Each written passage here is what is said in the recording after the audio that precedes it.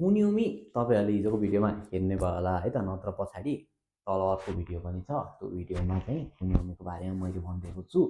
त्यति गरिसकेपछि अब हाम्रो चाहिँ ओनियमीको बारेमा आज हामी डिस्कस गर्छौँ अथवा म तपाईहरुलाई सिकाउँछु है त। मेन कुरो चाहिँ ओनियमी भनेको चाहिँ काताकानामा हुन्छ, किनकि त्यो चाइनाबाट डाइरेक्ट आएको भएर है त। त्यसको मिनिङ चाहिँ चाइनाबाट ल्याएको खान्जी जुन सबै खान्जी त प्राय चाइनाबाट ल्याएको हो हैन, तर ओनियमी भनेको चाहिँ चाइनिज बेस्डमै बनेको खान्जी चाहिँ ओनियमी हो है।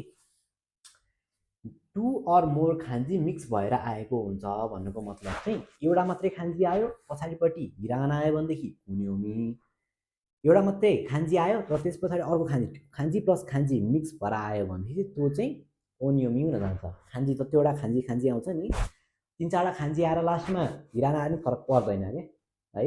खान्जी चाहिँ एउटा भन्दा बढी दुईटा तीनटा चारटा आउने बित्तिकै त्यो चाहिँ ओनियमी हुन जान्छ। ओनियमी चाहिँ काताकानामा हुन्छ, तर खान्जी प्लस खान्जी जोडेर है, खान्जी प्लस खान्जी जोडेर चाहिँ वर्ड बनाउँदा हिरागानामा परिवर्तन हुन्छ है। जस्तै सेन हामीले काताकानामा लेख्छौँ कुन्योमीको हैन, सेन अनि अर्को पनि सेनै आयो भनेदेखि चाहिँ यो खान्जी र यो खान्जी जोडेर चाहिँ परिवर्तन हुँदाखेरि चाहिँ केमा आउँछ त, हिरागानामा आउँछ। ल मैले अब सजिलो पाराले लेखिरहेको छु है। जस्तै यो खान्जीलाई कुन रिडिङमा के हो त, साकी, साकी भने पछि है। ओन रिडिङमा यो खान्जी सिंगल मात्रै आयो भने के बुझ्नु पर्यो त, साकी हो भनेर बुझ्नु पर्यो। अब यो खान्जी चाहिँ ओन रिडिङमा के छ त, सेई छ है त, सेन छ है। सेन भनेको केमा छ त, काताकानामा छ।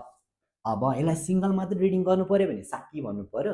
अब यसलाई जोडेर भन्नु पर्दाखेरि चाहिँ सेन भन्नु पर्यो के।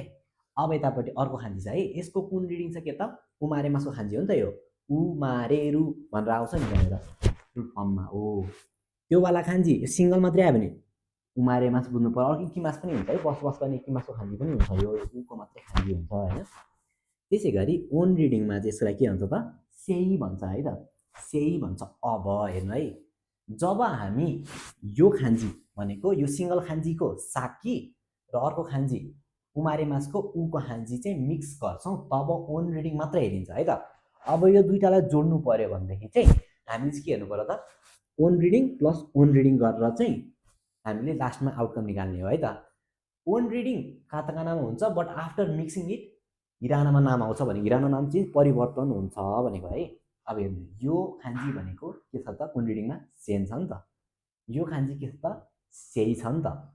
अब जब हामी यो दुईटा जोड्छौँ, जोडेर के भयो त, सेन्से भयो। यो सेन परिवर्तन भएर हिरागानाको सेन भयो, यो सेई पनि परिवर्तन भएर केमा भयो त, हिरागानाको सेईमा भयो। जापानिजमा त हामीले मिनिङ बुझ्नु पर्यो। अब त्यसलाई त कुन्योमी सेन्से भनेर त काताकानाबाट त हुँदैन, सेन्से भनेको त जापानिज वर्ड हो। त्यसको लागि त हामीले के प्रयोग गर्नु पर्यो त, हिरागाना प्रयोग गर्नु पर्यो है। ल यति राम्रोसँग बुझ्नु, त्यसपछि खान्जी चाहिँ कुन्योमी र ओनियोमी बनाउनलाई तपाईँलाई धेरै सहज हुन्छ। म्याक्सिमममा चाहिँ मिलिरहेको हुन्छ है त। अब कुनै कुनै बेला चाहिँ खान्जीले अर्कै रूप लिएको पनि हुन्छ है। अब दुइटै मिलेर पनि खान्जीले चाहिँ नयाँ वर्ड आफ्नै बनाइदिएको हुन्छ क्या। दुईवटा खान्जी मिक्स हुन्छ कुन्योमी, तर फाइनल त्यसको शब्द, त्यो कुराको शब्द चाहिँ बेग्लै हुन जान्छ क्या है। जस्तो मैले अस्ति पनि भनेको कुरा के भन्दा, कोन र निचीको खान्जी, कोन निची हुन्छ क्या।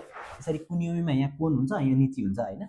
कोन निची हुन्छ, तर अब कोन निची त भन्न मिलेन, अब क्यौ भन्नु पर्यो त्यसलाई हो। त्यसो गरी शब्द चाहिँ चेन्ज हुन्छ है त। हस् त, मिठ्यो कुरो, आरिगातो, आरिगातो गोजाइमासिता।